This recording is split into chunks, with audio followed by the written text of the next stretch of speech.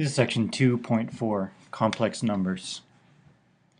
Now, complex numbers is something that I know you've seen in Algebra 2, but the reason we're going to do this section, and we're just spending one day on it, is mainly to refresh your memory, because we're going to need to know some of these concepts for the next section.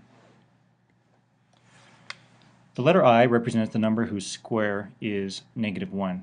I squared equals -1. And I is known as the imaginary unit. So I equals the square root of -1. That is I by definition.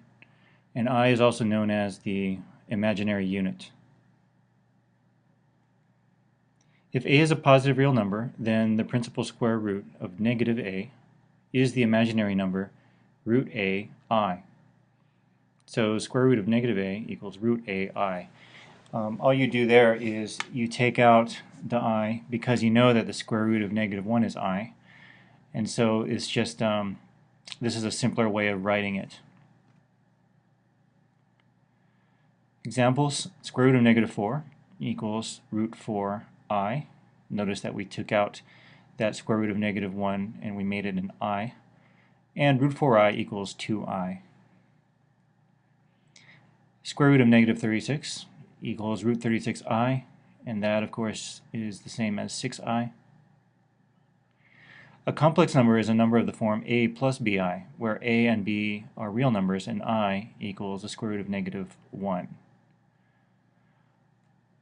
The number a is the real part of a plus bi, and bi is the imaginary part.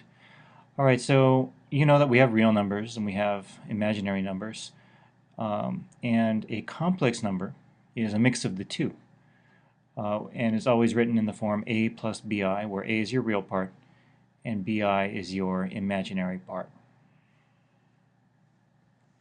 Examples of complex numbers. Well, in general, a complex number is a plus bi. Specifically, we could have something like, for example, 2 plus 7i, or we could have 20 minus 3i. Those are complex numbers. Real numbers, you can think of them as being written in the form a plus 0i. Of course, normally you don't write the 0i, you just write the a. But, you know, it's equivalent. You can think of real numbers as a plus 0i. You can think of imaginary numbers as 0 plus bi, where there's no real part. It's just 0 plus bi. And see, complex numbers are a mix of the two, so complex numbers are of the form a plus bi.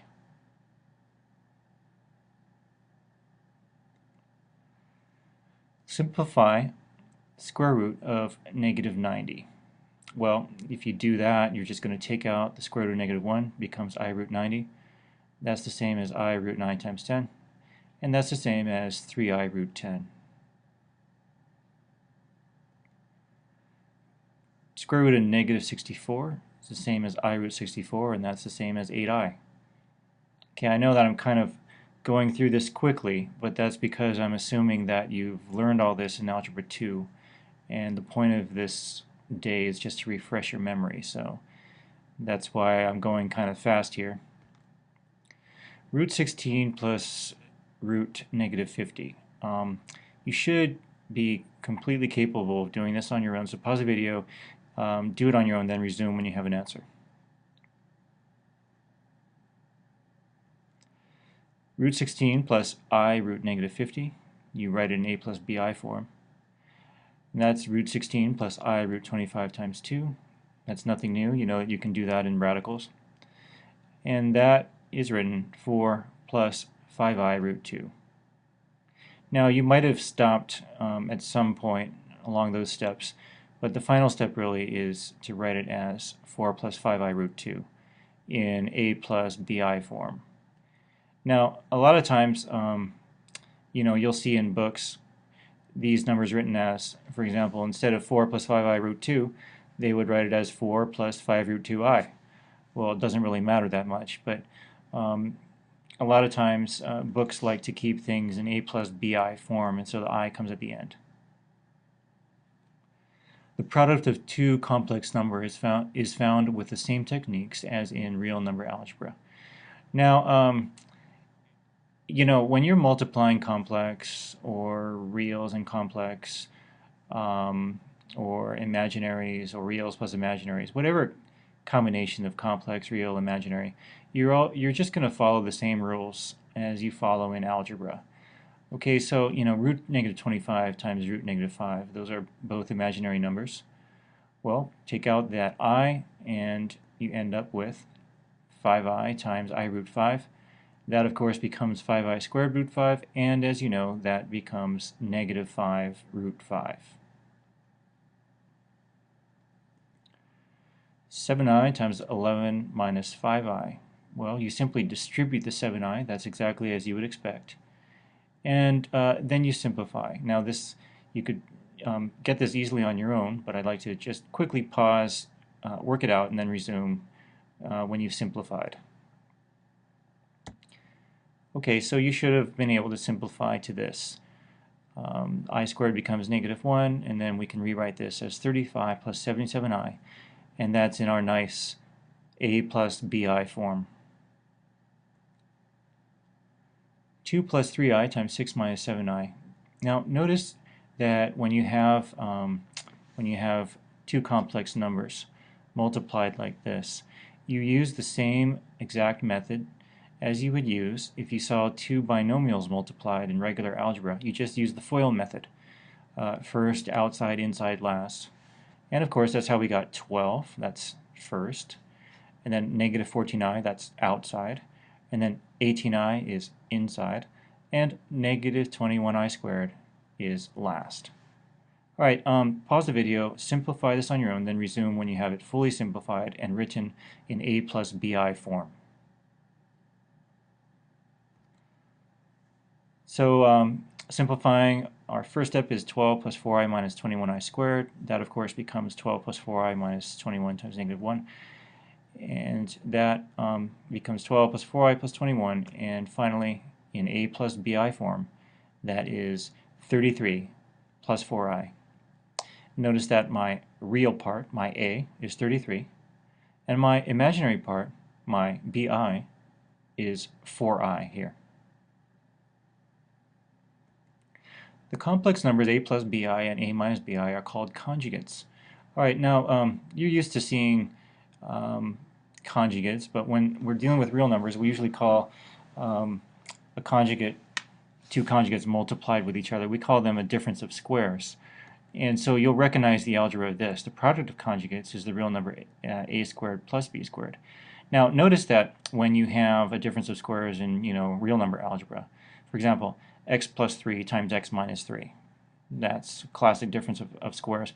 Well, x plus 3 times x minus 3 is x squared minus 3 squared, or x squared minus 9. But precisely because I squared is negative 1, notice that with conjugates, difference of squares, or conjugate pairs, when you multiply them, you end up with a squared plus b squared. And that's because that I squared becomes negative 1 and changes the minus sign into a plus sign. A plus bi times a minus bi. Well, if we use the FOIL method, we end up with a squared minus abi plus abi minus b squared I squared. You could also simply look at this a plus bi, a times a minus bi, as a difference of squares, and you could simply jump to a squared minus b squared I squared. Either way you do it is fine. And then a squared minus b squared I squared simplifies to a squared minus b squared times negative 1, and that becomes a squared plus b squared. Example, 5 plus 2i times 5 minus 2i. Pause the video, do this on your own, and then resume when you have an answer. Well, that equals 5 squared minus 4i squared. We can jump straight to that because this is a difference of squares. And so we have 5 squared minus 4i squared. That simplifies to 25 minus 4 times negative 1, which is 29. So once again, when you have a conjugate pair, and 5 plus 2i and 5 minus 2i they're called conjugates, or they're also often called a conjugate pair. When you have those multiplied, you end up with a real number. Now, all of what we've done today has been leading up to this because Up until now, we've been finding real zeros of equations, of functions. You know, we can find real zeros, real numbers, such that when you plug that real number into a function, you end up with a value of 0. That's what a 0 is, okay? Well, a complex zero is a 0 which will make a function value 0, just as all zeros do, but it uses a complex number. Now let me show you. The best way to explain that really is with a clear example. Solve x squared plus 4 equals 0. Alright, if you are trying to do a problem like this and you're looking for the real zeros, well, the answer is no solution. Because obviously you'd end up with x squared equals negative 4, and then that's impossible with real numbers, so there would be no solution. But now we are going to get into complex zeros. So the way that you'd go through this is you'd say x squared equals negative 4, solving for x, and therefore x equals plus or minus 2i. Because now we are allowing the possibility of imaginary roots, or imaginary zeros. By the way, root is simply another word for 0. And that, of course, is another word for x-intercept. So don't be confused with terms. A 0 is a root is an x-intercept, an x-intercept is a 0. They're all synonyms. Roots, zeros, x-intercepts. Okay, so because we are allowed to use complex numbers, we have plus or minus 2i, and that is a solution for this quadratic equation. X squared plus 4 equals 0, and we found plus or minus 2i as the zeros. Now over here on the side, I write the plus or minus 2i as 0 plus 2i, 0 minus 2i. This is just to highlight the fact that whenever you have complex zeros in quadratic equations, they're always going to go hand in hand. You're always going to get conjugate pairs. Okay, it's just the nature of the beast. And actually, it has to do with the fact that since we are dealing with real numbers, and when you write complex zeros as factors in a long polynomial, well, multiplying the two together will give you a real number. Okay, so that's really why they always occur in pairs. But this conjugate pair could be written as 0 plus 2i, 0 minus 2i. It's the same as plus or minus 2i. Solve 3x squared minus 2x plus 5 equals 0. Alright, I will give you a hint for this one. You can't factor, so you're going to need the quadratic formula. So what I'd like you to do now is pause the video, use the quadratic formula to solve this equation, and see what you come up with for x, and realize that you're going to be getting a complex conjugate pair as your answer. Alright, pause the video, do that, and then resume when you have an answer. Alright, using the quadratic formula, remember that it's negative b plus or minus the square root of b squared minus 4ac all over 2a. Alright, so we're plugging in our b and our a and c, plugging all those, and that's all this first line is. Then simplifying, we end up with 2 plus or minus root negative 56 over 6. Simplifying further, we have 2 plus or minus 2 root 14i over 6. And that becomes 1/3 plus or minus root 14 over 3i. And notice that this is now written in a plus bi form. A plus bi form. This, of course, is a conjugate pair, and the conjugate pair is 1/3 plus root 14 over 3i, and 1/3 minus root 14 over 3i. Classwork, page 167. Please write these numbers down. We are going to have 10 numbers instead of the usual 8 because these problems are pretty fast. They're fairly easy, but this is a necessary refresher section to jog your memory so that you're ready for the next section.